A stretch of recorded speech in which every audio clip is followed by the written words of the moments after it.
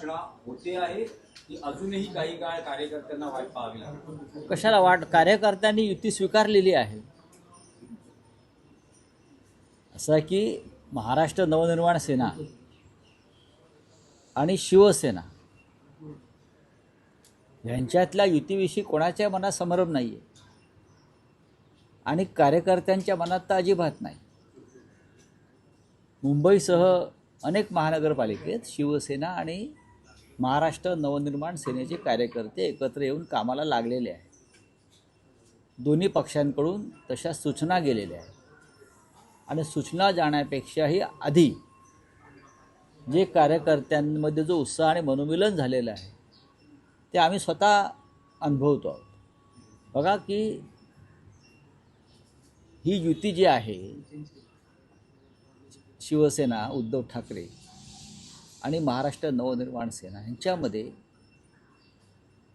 युती तर झालेलीच आहे, फक्त जागा वाटपावर शेवटचा काल रात्री पूर्ण झाला. आता राज आणि उद्धवजी यांनी एकत्र येऊन या संदर्भात जो काही जागा वाटपाचा फॉर्म्युला किंवा इतर काही गोष्टी आहेत त्या संदर्भात त्यांना घोषणा करणं तेवढं बाकी आहे.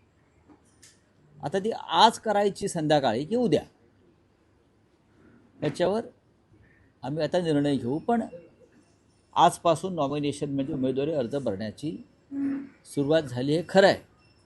म्हणजे निवडणूक प्रक्रिया आज सुरू झालेली आहे आणि त्याच्यामुळे आता आम्हाला फार वेगानं काम करावं लागेल. नाशिकमध्ये चर्चा आटपलेली आहे, पुण्यामध्ये विषय संपलेला आहे, कल्याण डोंबिवलीतला विषय संपलेला आहे, ठाणे आणि मीरा भाईंदरला सुद्धा हा विषय आम्ही जागा वाटपाचा संपवल्यामुळे आता इतक्या 7-8 महानगरपालिकांचं काम करताना थोडा वेळ लागतो. त्यात विषय मुंबई महानगरपालिकेचा. दोन्ही बाजूच्या कार्यकर्त्यांच्या भावना समजून घेतल्या पाहिजेत.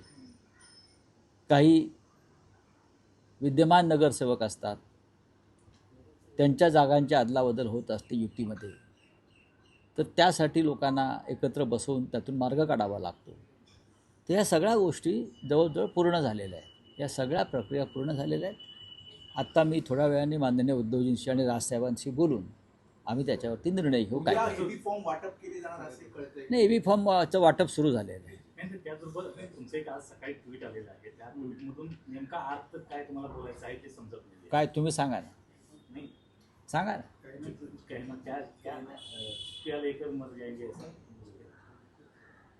हो, माणसाने बोललं पाहिजे. मग शेवटच्या टप्प्यात 2 चमचे पाणी भरताना अरे माझं हे बोलायचं राहून गेलं, ही राष्ट्रीय समस्या आहे.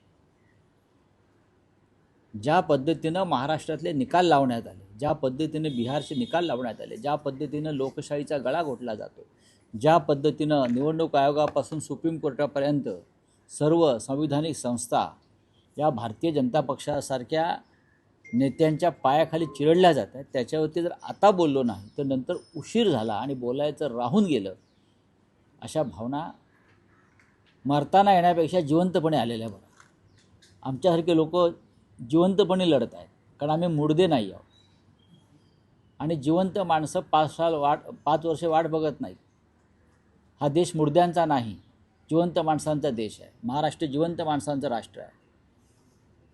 रावसाहेब, आपण म्हणाला की आज संध्याकाळी किंवा कदाचित उद्या ठाकरे बंधूंच्या युतीची अधिकृत घोषणा होऊ शकेल किंवा तसं एक चिन्ह आहे. युतीची घोषणा म्हणण्यापेक्षा जागा वाटपा संदर्भातली घोषणा युती झालेली आहे.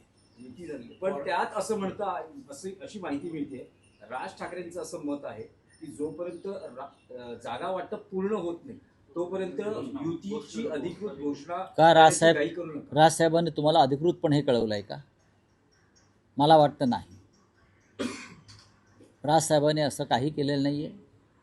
राजसाहेब आणि उद्धवसाहेब आम्ही सगळे एकमेकांच्या संवादामध्ये आहोत आणि त्यांचं म्हणणं चुकीचं काय आहे? जर त्यांनी तशी भावना व्यक्त केली असेल ते चुकलं का? की जागा वाटप पूर्ण झाल्याशिवाय कुठली युती जाहीर होत नाही ना. मग शिंदेंची आणि भाजपची युती काढली आहे जाहीर करण्याची. अजित पवार आणि भाजपमध्ये अद्याप युती का डिक्लेअर झाली नाही?